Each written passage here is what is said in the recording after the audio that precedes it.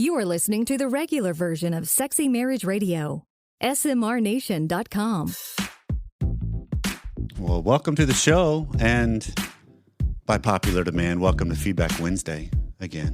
I love Feedback Wednesday. I'm your host, Dr. Corey Allen, and as always, I'm here with my wife, Pam, where on feedback shows, we go where the audience wants to go with conversations they have, questions they have, topics they want to address, or things they want to add to topics we've had.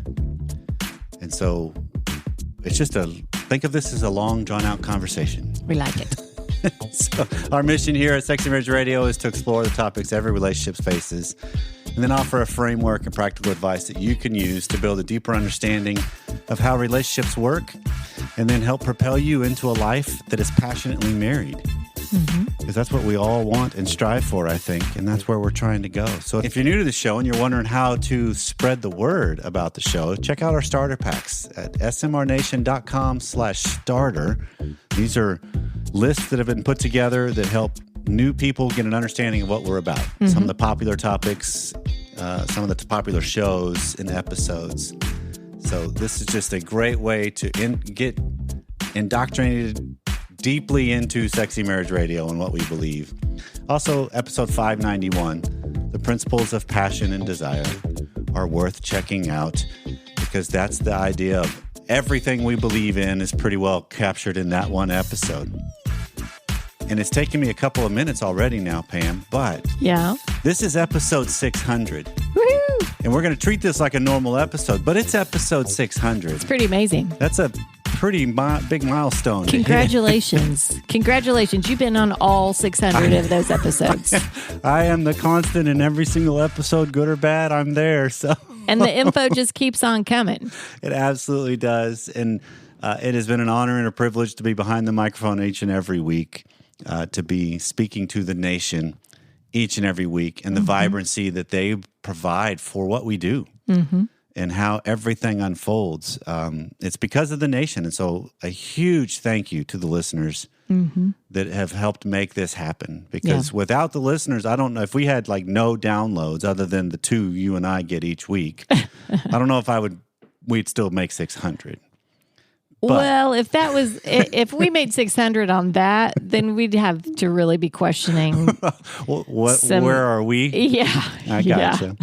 But no, that's a great big thank you and lots of love out to the nation. And then I would be remiss to not also recognize Gina Paris and Shannon Etheridge. Yeah, absolutely. Who helped get us going off to great starts over the years. And then without doubt, you.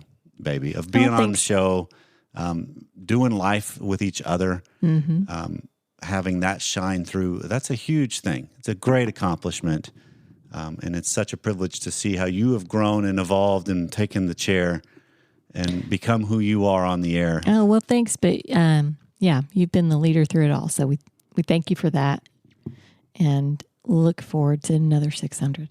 Absolutely. Well, coming up on today's regular free version of Sexy Marriage Radio is some of your questions and our answers.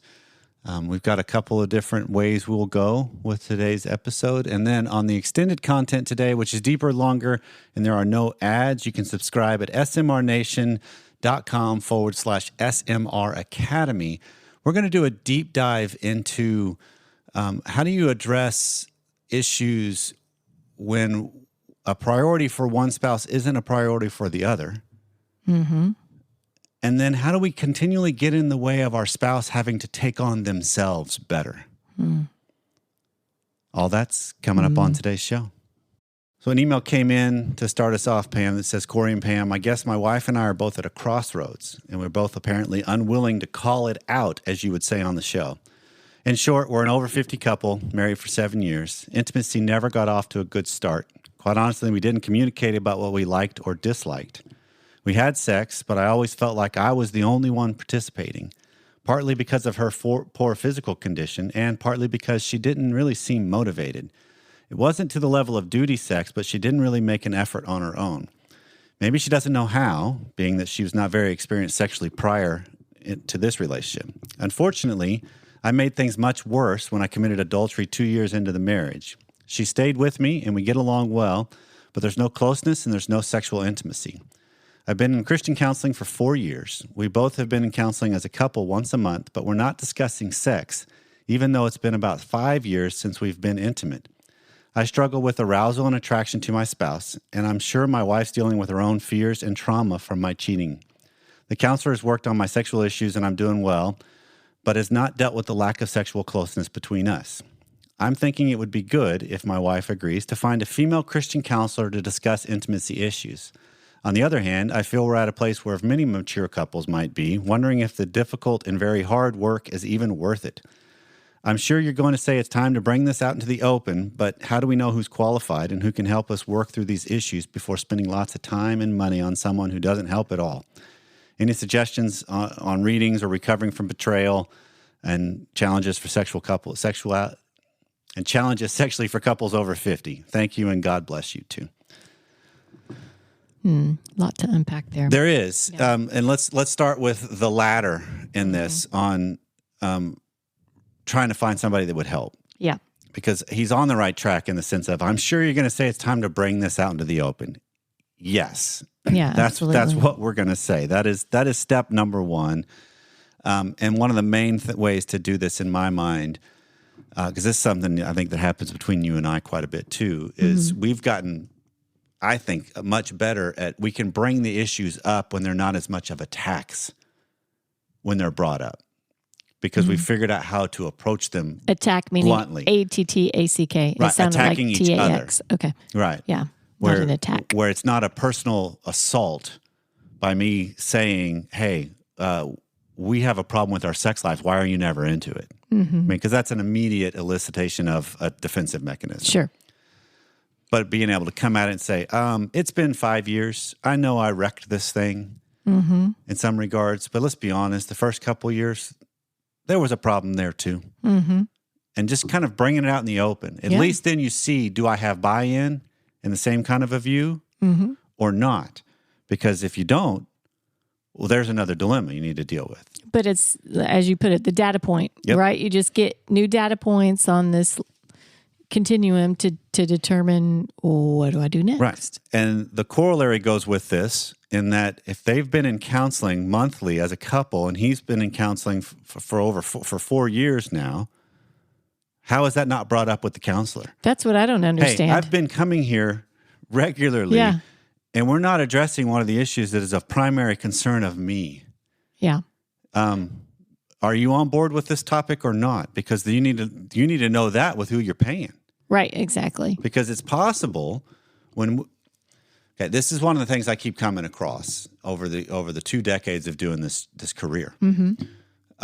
The couples or the people that come in with a clear cut, this is what I want to address, I'll go there right away because that's the whole point. Is therapy in large part is self-motivated, self-paced. A therapist is not one that's going to say, okay, let's do step 1, and then we'll do step 2, and then we'll get to step 3. And well, you can't just have that because everybody's at different points. I mean, you may have had counseling before. You may have already had other issues. I mean, nobody is step 1, 2, 3, 4. But one of the problems is we can address mental health help in the same way we would medical health help. Tell me what I'm supposed to do, doc. Right. And that's They're not different. the way it goes. And so one of the conversations of bringing it out in the open is with his wife. The other is bringing it out in the open with the counselor. Yeah. Because you've already laid a good foundation with somebody that might be okay going there. If they're not, that's his other question. How do I find someone that goes there? Right. And then it becomes, you can email me. Feedback@sexymarriageradio.com is fine. I'll be happy to be a resource to help you find somebody. I work with people remotely all over the country, all over the world. I'm happy to do that too. I've got some females I can recommend as well that will jump right in to that topic, because one of the phrases I heard in one of the CEUs I've been doing is people that are really good in the realm of sex therapy are the ones that have figured out to not be distracted by sex. Right. Because it's such a loaded topic. A lot of times people don't want to deal with it as a therapist. And so some of it is, it's a sex issue, but what they're facing is also a marriage issue. It's an individual issue. There's a lot of things that need to be unpacked. Yeah. And so to his former questions of attraction, I don't know if I've kind of lost attraction to her, right? Common. So one of the questions is, what attracted you in the first place? Because this is a relatively new relationship, 7 years in. Yeah. How'd you meet? What was it that stood out? Was it something that was kind of like, but there were other parts that were huge? Was it a physical attraction? Did you like the personality? Was it the strength behind it? Yep. All kinds of things that play in there. Right, because you are talking about the different aspects of us as people. And so getting confirmation again and reminders again of what drew you in the first place, what's still there, what are the components of it, because what we focus on grows. And this is a double-edged sword. Yeah, if we focus on the negative, that'll grow. But if I also focus on the positive, that can grow. And it's not I'm ignorant or blind to the opposite side of this coin. But I can recognize, okay, wait, yes, there has been an evolving of poor physical health or aging or whatever. Well, what are the standards I compare it to, one? And what's the whole story? What's evolved and changed as we have aged? What is it that makes her capable of working through an affair that he had and still seeing it through? Sometimes that's a huge, brave step. Sometimes that's I'm just not going to go anywhere step. Right? So I don't know what it is. kind of stuck in the mud kind of step. So it's recognizing when you're looking at this idea of the dilemma between the two of you and the hard work that it would take, it's really talking about how well do you want to go after this as a level of immaturity or maturity? That's the way I would kind of frame it.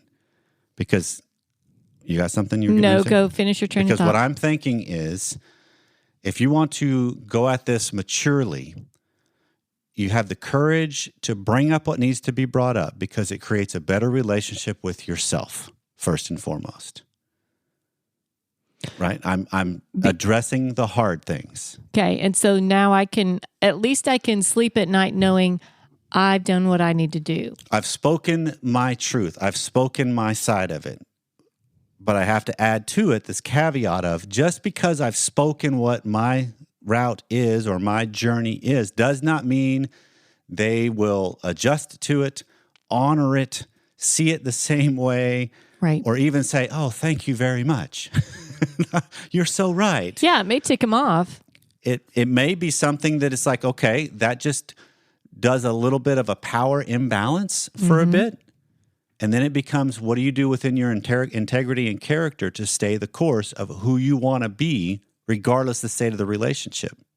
Yeah, because you're either going to be frustrated with it's either they do or don't do something based off of what you've brought up. Or if I don't bring it up, I'm just sitting there fuming thinking I should bring it up. Right. What should I do? They don't know. I mean, I've not made myself clear to them. And then all I can do is be mad at myself. Right. And that's also where, this is a phrase we've come across and used a couple of different times on episodes lately, is resentment comes from our cowardice. And it's because I'm cowardice to bring up what really is going on. Because I don't want the fight. Well, let me put it this way, Pam. You have a fight either way you go. Which one is the cleaner fight? Which one is the more life-giving, possibly, fight? Right. And that's the idea of moving in towards what's the dilemma for you? What are you really facing? What is it that you can frame it as a couple, but then also your culpability in it, your plight in it? Because that's stuff that has to be addressed, and good therapists can help walk alongside that and navigate it well. But it also ultimately comes down to, do you have the courage to speak up? Because I think that's how frame it this way. One of the things that's so impressive as I look back on my journey with you is throughout all of the years of the ups and downs, the turmoils that have been self-induced and then externally induced, and I'm talking for myself here. Okay. One of the things that is most attractive about you is your maturity and your solidness to handle and not be afraid of it. To turn towards it. You might overreact to it because that's a common occurrence initially among people, but a willingness to see something through, to not be scared. That's how when I'm coming at it maturely, when I look back, that's how my attraction grows all the more. Yeah. Right? Because it's like, whoa, there's a whole lot more there. There's a lot more substance that's capable of, I can speak my mind, even if it's scary. Yeah. And we can see things through. That's, I think, where they're at this level. And a relatively old, over 50, no, you're not. You got a lot of life left. Question is, how do you want to live it and spend it with yourself and who you choose to share it with? The holidays came early this year, ladies. If you're still not sure what to get the man in your life, then look no further than our friends at Manscaped. The leading men's hygiene brand just launched new products that your man will actually use, including their new shower time favorite, the Body Buffer. It's time to give the man in your life the gift of smooth skin and good shower time experience this holiday season. Get free shipping and 20% off by going to manscaped.com and using SMR at checkout. Manscaped is going beyond the groin with their new ultra premium body wash. It's infused with aloe vera and sea salt to keep his skin feeling clean, nice, and moisturized. It smells good, so I guarantee you'll want to use his body wash too. Manscaped also just launched their new Body Buffer. This 100% antibacterial body scrubber is just what he needs to keep him fresh and clean this holiday season. 'Tis the season to load up on Manscaped products. So get your man, your dad, your brother, and friends the best gift of all, something from Manscaped. Get 20% off plus free shipping with the code SMR at manscaped.com. That's 20% off with the free shipping at manscaped.com and use the code SMR. Get your man a gift you'll both enjoy, the gift of Manscaped. His body will thank you. Well, this can happen all too often. It can be date night. You and your spouse are out to dinner and you end up having the same conversation over and over again. Or you could also happen what we see at restaurants when we go out, or I've even seen it at the holidays, like over the Thanksgiving holiday. I saw this at some of the different meals we had with family members on our trip. Looking around the restaurant, dates and families, everybody's on their phone. There's no conversations being had. So disappointing. Well, who knows? Maybe they're playing a trivia game and looking up something. Maybe so. I like the way you're spinning it towards the positive. Well, this leads you, oftentimes we can have this longing for connection with our partner, and we're not quite sure how to make that happen. Well, this is where the connection cards from our friends at the Adventure Challenge, they're a game changer for couples to explore outside their conversation habits. There's two different decks of cards to choose from, Pam. The Couples Edition and our favorite, the In-Bed Edition. We especially love the In-Bed cards because they're 50 unique questions and prompts to inspire out-of-the-box conversations that enhance your sex life with your spouse. It's fun to take turns picking a card, asking questions, and then answering them. So whether your marriage is relatively new or you've been going for several years, you and your spouse are certain to learn something new about each other. You can order yours today at theadventurechallenge.com and get 20% off your entire order when you use our special code SMR20. That's theadventurechallenge.com. Get 20% off when you use our code SMR20. An email that came in from the last episode that we did was a feedback episode, which was a couple back, baby. Hey, Dr. Corey, I want to thank you for addressing prostate play on the podcast. Thank you for putting it in a positive light. I would like you to address a situation where a wife forbids the husband from enjoying his own body in such a way. This is essentially my situation. My wife is opposed to any sort of butt play, even when it comes to me exploring myself. To be honest, I don't care, and I still do it. There are times when I feel guilty because I'm doing it behind her back, but I feel like I'm living a separate life. What is the alternative? So this is that huge dilemma that can happen. First off, let's normalize this. It happens in a lot of areas, not just sex. Yes, it does. Right? And yeah. Sex increases the intensity and the taboo-ness, but it's similar to other areas. Foods that I like. That was the first thing that came to my mind is like, I'm sneaking some sweet because I know it's not on plan and I don't want you to know, but I still sneak it. And that's the same thing that's going on.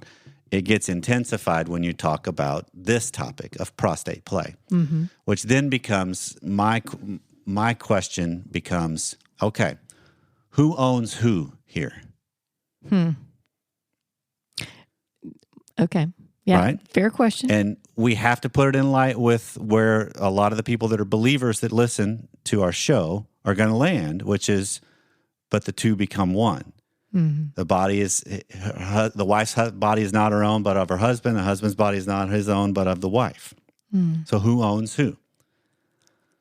My personal take on that, when you're talking about Scripture, we're not talking about ownership of property, which means I have rights here too for whatever I My body want is to mine. do with, or don't want you to do with, because your body is mine.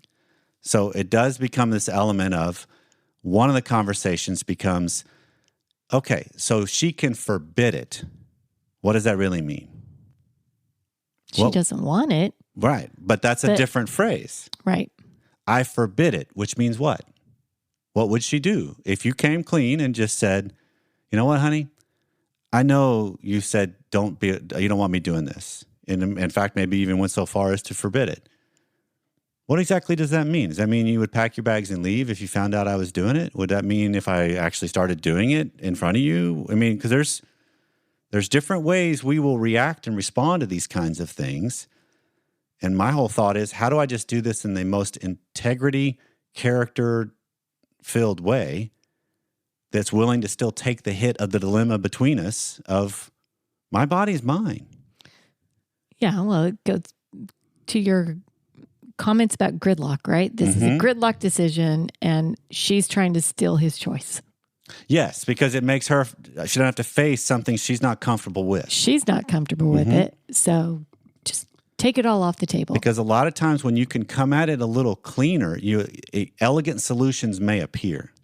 It may not be something to where she ever wants to participate in. That was like the last episode where we talked about this. It's like, she doesn't want to be a part of it, whatever. Fine. And it could also be, you know what, if you want to do it, I just don't want to know about it. That's a cleaner thing rather than, no, you cannot. Yeah.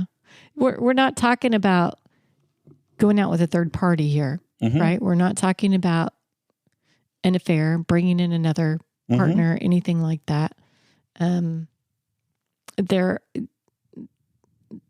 This is not a sinful thing.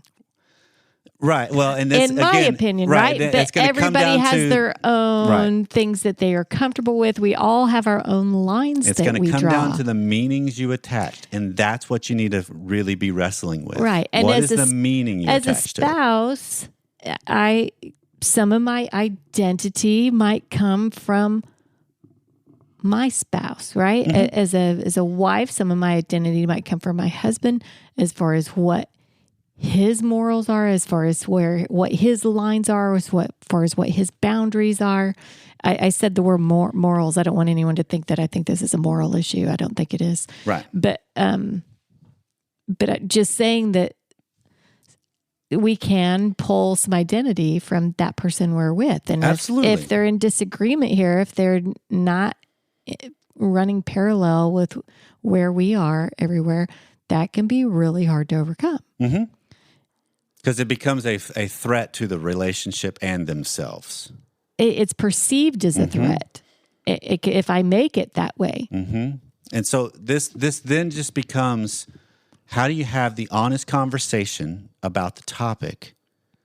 Because if he's still going to the links of, I'm doing it anyway in secret,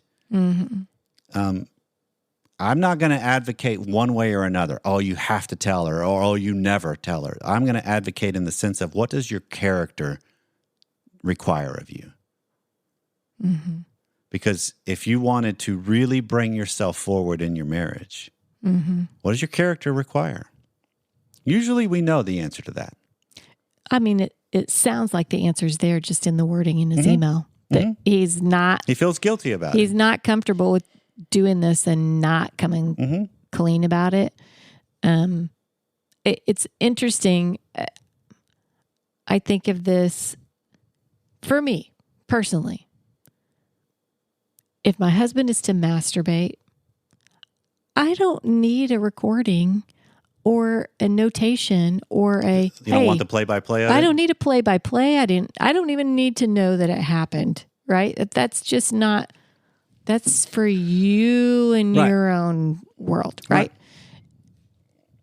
And I wonder, I'm sure there's other people out there that are like that, others that want to control whether or not And their this spouse is a corollary does this. topic that you're bringing up. Exactly. This happens That's why a I lot brought too. that up. Of no, you can't even masturbate. You can't even masturbate. You can't even enjoy touching yourself in any way. Right. Exactly. And there was a point where that would have been me. Mm-hmm. And that's not me now. But how do you, that doesn't happen overnight, right? That transition, that realization of what meaning do I attach to it as a spouse? Right. How do I perceive you because you do this? How do I perceive you because you want to do it? Maybe you're not even doing it, but I know you want to. Mm-hmm. And really, does it even matter what my perception is in that regard? That's the whole thing is, so we can often take things like this that happen in marriages, right? And where it's a topic that is tumultuous at best, let's say it, right? That it's got a lot of different meanings attached to it. And we can overblow it and it becomes such a big deal when in reality, it's a small aspect of a whole relationship. Okay. Yeah. And I got to look at it that way. Right. If these are things I don't like you doing, but I'm not responsible for your choices. I'm not responsible for your body and what you choose to do or don't do. And so, but then if that's what we ultimately would want for people, because I think that's where I stand. I want people to make stands for themselves, and I can talk about my preferences for other people, but that's as far as it ends, is it's a preference. I don't have control over them. But I want them to be honest about it. Don't hide the things from me. If I ask, tell me. I don't necessarily need to know, though, like you're talking about. I don't necessarily know the play-by-play of everything that goes on in your life, sexually and otherwise, maybe, if there's some individual things happening. I don't need to know all that. But be honest, if asked. But be honest about things that do impact me. Yeah, I don't want to be lied to. Right. So it's just, if you can look at it through this lens of, I feel like I'm living separate lives. Well, the way you commingle these lives is you deal with the gulf between you honestly. And that's what has a mechanism to possibly draw you in even more because there's already something there. The elephant in the room, name it, claim it. Maybe she just doesn't understand anatomy and how the prostate really works and the sensual pleasure it can provide for a man. Yeah. Yeah, maybe so. Maybe she just needs some sex ed. Maybe. But it's still, how do you just be honest? Because you're only going to have the opportunity of that conversation when you're honest about, you know what, baby, I enjoy this. And I know you don't. And I know you've even gone so far as to forbid it. But you know what? You don't get the choice of forbidding something from me. I can honor your request or not. I'm going to try to be more honest about that. Yeah. But let's stay in our lanes better. Yeah. Because that way we at least are dealing with the tension that really is, not adding a whole lot to it. It's pretty common across the 600 episodes, particularly the ones where there's feedback, but even with all the different guests, I mean, the hundreds of guests we've had too, that we tend to land always heading back towards gridlock. Always heading back towards differences. Right. Always heading back toward. This is just the things that are inescapable, right? If you're going to get married and you're going to be in a committed relationship, it's just inescapable. You're going to have these tensions. You're going to have these issues that come up, these things that happen that it's like, well, how do I do this when that's happening in there? I'm frustrated by this. And it's just nonstop. It's like what I've said before, and I'm not sure. I know we've said this to our oldest, but maybe we need to say this to our youngest if I haven't already. You know, you're in a relationship with somebody, there's two possibilities that are going to happen. You're going to break up or you're going to marry them. They're just different kinds of pain. Right. So recognize that going in. You're not escaping it. Right. Well, if you like the show, you can help us out by rating and reviewing us on Apple Podcasts, Spotify, or however you listen. Your comments help us spread the word and helps the show get to other people so they frame their conversations about what goes on behind their closed doors. Transcripts are available in the show notes on each of the episode's pages. Advertisers' deals and discounts are also available on each of the episode's pages at smrnation.com. Please consider supporting those who support the show. Greatest compliment you can give us is to share the show with those that you care about. Well, 600, baby. Come a long way. Yeah. And we got a long way to go. I'm ready for the ride. Because new things are on the horizon. See you next time.